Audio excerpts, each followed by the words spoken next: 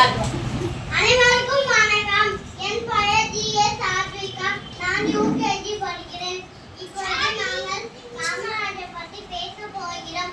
அன்னையாளே பெரியவரே, ஆடை எளிமை கொண்டவரே, கேட்க இன்பம் கண்டவரே, கீழே அருமை தெரிந்தவரே, ஊகத்தில் உறுதி கொண்டவரே, எளிமை உருவாய் வாழ்ந்தவரே, ஞானத்தை துணித்தவரே, ஐம்பூரத்தில் இயற்கை காத்தவரே, உடல் லாபம் வந்தவரே, அவை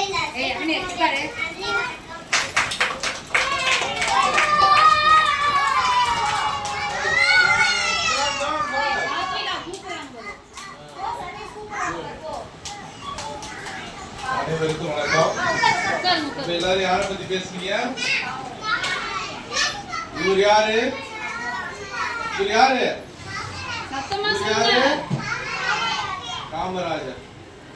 காமராஜர் அவர் என்ன சொல்லுவாங்க? படிக்காத மேதை.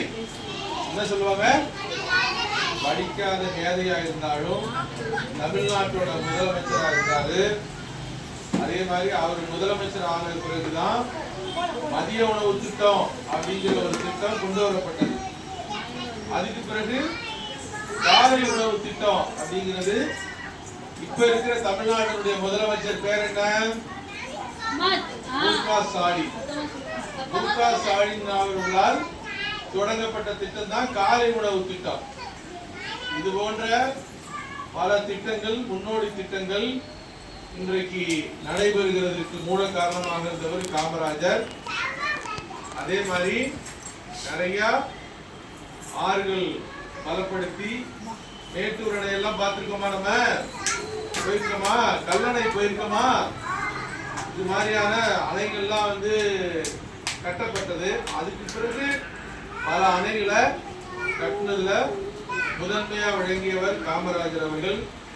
அதே மாதிரி நம்ம ஊர்ல பிஹெச்எல் சொல்லக்கூடிய பாரத மிகுமின் நிலையம் தொழிற்சாலை இருக்கு. அதை கட்டினவரும் காமராஜர் தான். இப்படிப்பட்ட ஒரு இறந்தும்